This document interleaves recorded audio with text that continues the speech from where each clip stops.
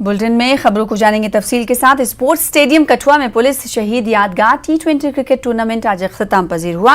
DGP Dilbag Singh ने शहीदों को खराज अकीदत पेश किया और खिलाड़ियों में इनामात तकसीम किए। उन्होंने कहा कि जम्मू कश्मीर पुलिस नौजवानों के लिए बहुत सी स्कीमों पर काम कर रही है। उन्होंने मंशियात को खत्म करने के लिए समाज को भी पुलिस के साथ ताउन करने पर जोर दिया। डीजीपी ने कहा कि जम्मू कश्मीर में बाकी रह गए तमाम दहशतगर्दों को भी खत्म कर दिया जाएगा।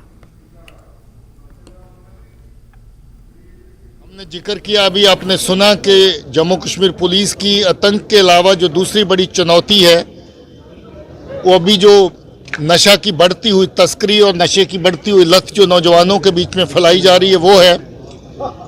बहुत बड़ी तादाद में एक मुहिम के माफक जम्मू कश्मीर पुलिस हर जिले के अंदर जो टीम्स हैं वो उनके जरिए से काम करके जम्मू कश्मीर पुलिस ने बहुत सारे तस्करी के केसेस को जो पकड़ा है और कुछ एक केस जिसमें वेपन और ड्रग्स की दोनों की तस्करी पाकिस्तान की तरफ से इस तरफ आती है उनमें बड़ी सख्त कार्रवाई की गई है। कुछ एक ऐसे केसेस भी हैं जो हमारी अपनी SIA स्टेट इन्वेस्टिगेशन एजेंसी और NIA नेशनल इन्वेस्टिगेशन एजेंसी को दिए गए हैं। कुछ केसेस ऐसे भी हैं जो हम नेशनल जो NCB है उनके जरिए उनके साथ मिलकर के कर रहे हैं। हमारा ये तहैया है, हमारा ये पुख्ता इरादा है कि इस यमन में जो हमने जंग छेड़ी है उसको हम लोग मुकम्मल ड्रग्स को खत्म करने की उसमें सब लोग मिलकर के काम करेंगे। जम्मू कश्मीर पैंथर्स पार्टी की 40वीं यौम तासीस के मौके पर गरनाई उधमपुर में एक बड़ी अवामी रैली का एहतमाम किया गया। इस रैली में साबिक मरकजी वजीर और नेशनल कॉन्फ्रेंस की सरपरस्त डॉक्टर फारूक अब्दुल्ला मेहमान खुसूसी रहे, जबकि JKPCC के कारगुजार सदर रमन भल्ला, JKNPP के senior leader Harshdev Singh, JKNPP के तमाम सीनियर लीडरान और कारकुनों ने शिरकत की।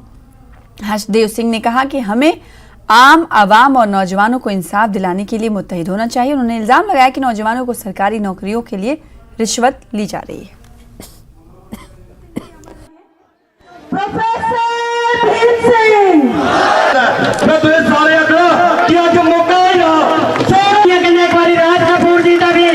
हमें इकट्ठा होकर चलना होगा, जात और मजहब से ऊपर उठकर इंसानियत की बात करनी होगी ताकि हम अपने लोगों को उनका अधिकार दिला सकें, लोगों के नौजवानों को उनका अधिकार मिल सके।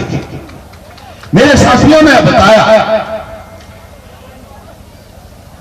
बीजेपी के दौर में किस तरीके से नौकरियों की सौदेबाजी हो रही है। 30-30 लाख रुपए में नौकरियां बिक रही हैं। ये मैं नहीं कह रहा हूं, ये नौजवानों ने सबूत पेश किए जिसके जरिए आज जम्मू कश्मीर में तबाही के आलम से और आम लोग जो है वो त्राई यहां पे कर रहे हैं।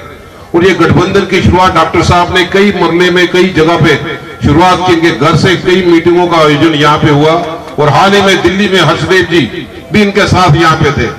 मैं जाती तौर पे महसूस करता हूं कि आप लोगों ने जो फैसला किया हर्षदेव जी के हाथ में कमान सोड़ने का, आज आप महसूस करते हैं कि वो गलत फैसला नहीं था। वहीं साबिक मरकजी वजीर और NC लीडर